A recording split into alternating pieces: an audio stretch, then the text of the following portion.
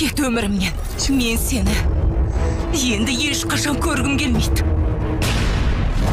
Ертең. Аш көзіңді. Махир. Фарида ханым, жедел жәрдем ауруханадан шықты, келе жатыр дейді. Олар келмейді.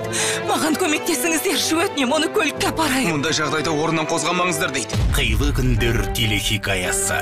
Оны кім атты? Оған қанша ашулансам да тұрғыт.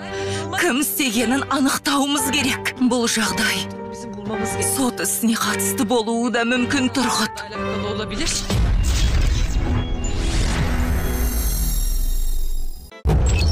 Кет өмірімнен. Мен сені енді ешқашан көргім келмейді. Ертең.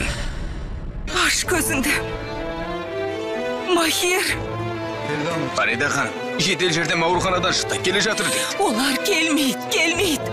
Маған көмектесіңіздерші, өтінем, оны көлікке апарайын. Мұндай жағдайда орнынан қозғамаңыздар дейді. Қилы күндер телехикаясы.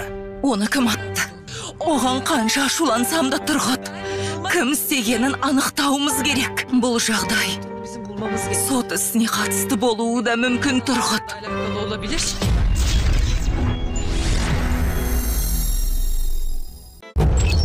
Кет өмірімнен.